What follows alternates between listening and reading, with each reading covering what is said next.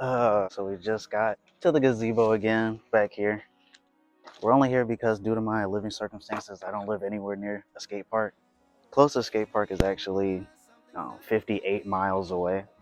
So there's not really anywhere to skate in the near like 50-mile radius.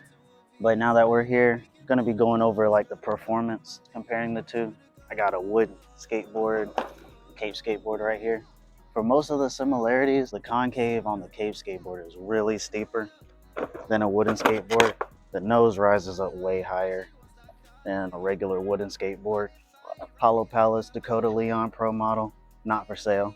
I like the wood skateboard better just because, it's a traditional wooden skateboard. I'm not gonna lie, this skateboard has held up for about a year. I thought it was gonna be way more damaged than this. The sides aren't at all compared to the capsule skateboard. It did perform way better than the capsule skateboard when I bought it. The sides aren't edging off to a side. It still feels like I bought it, kind of. It's just scratched up on each side. It's honestly amazing how this board held up after a year. Compared to a wooden skateboard on the ground, that's the wooden skateboard. And then the Kape Skateboard sounds like a sponge. It doesn't even sound like I know it's made out of plastic. I know it's made out of a recycled compound, but it just sounds so weird on the ground. I don't know if you can hear that. I'll do it one more time. I'm just gonna get some B-roll doing some skate flat ground. Let's go.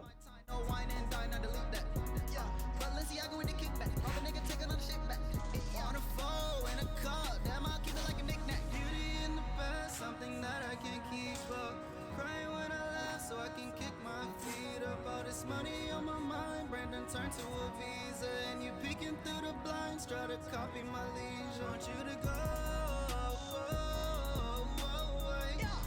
Lost my town. Sorry.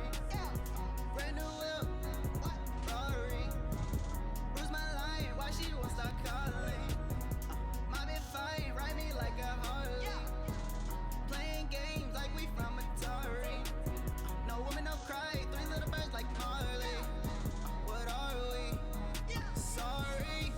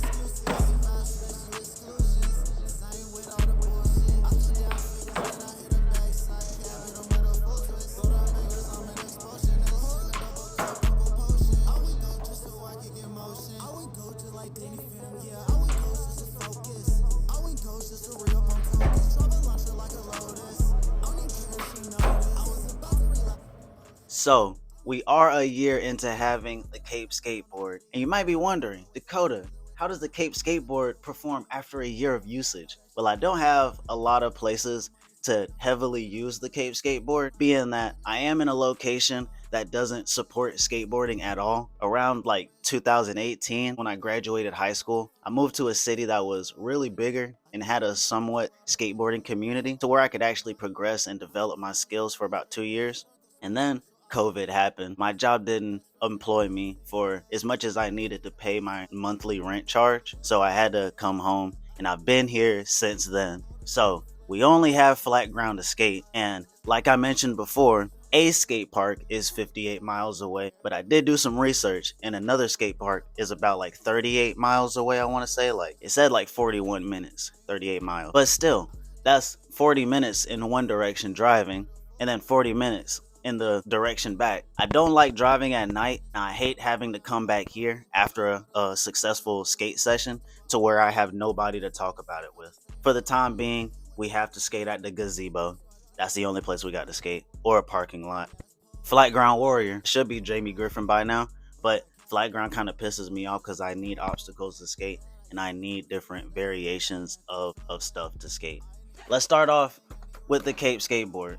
Now, like I mentioned in my previous video, this is a skateboard that I purchased prior to discovering the Kape Skateboard, as it was marketed to be indestructible, similar to the Kape Skateboard. This is a capsule skateboard, and I forgot what material they're made out of, but the sides of this, it just bricks off at the side. It doesn't skate good. I've already described it. This was only after like, I think like 6 months of having it, and then I just used it as a cruiser board. I did not like the skateboard. This one, the sides, they stay the same. It stays the same the whole time I've had it.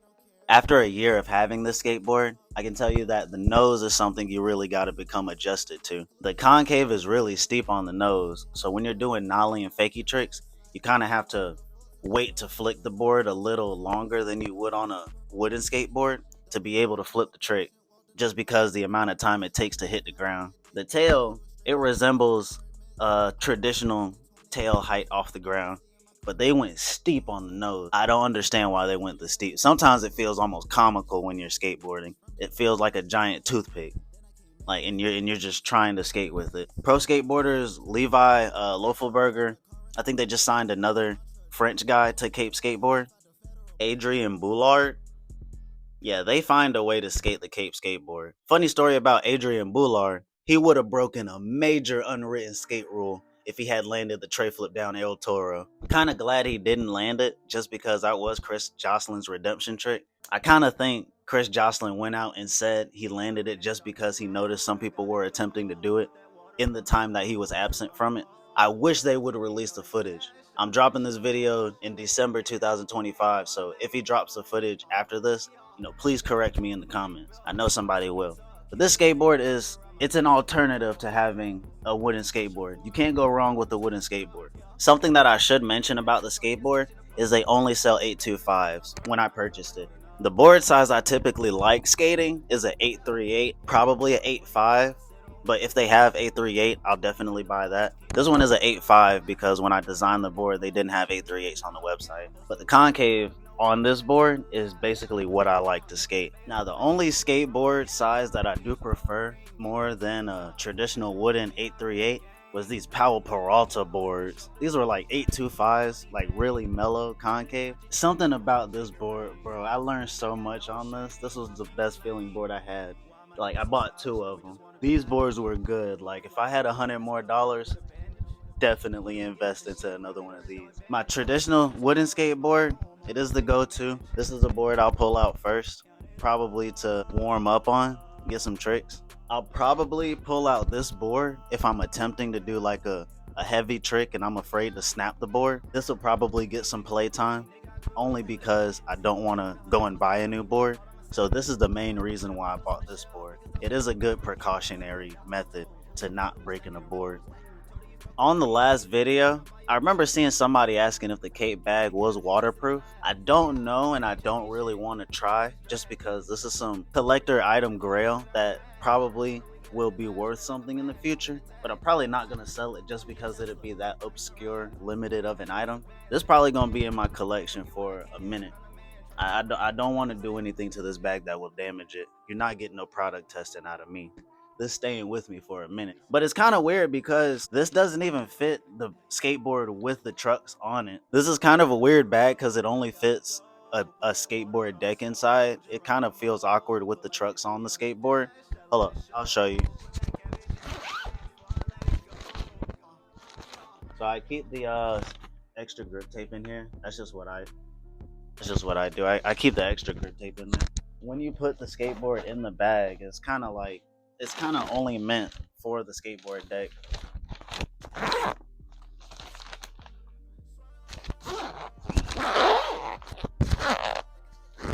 Oh, it actually kind of fits. That's crazy.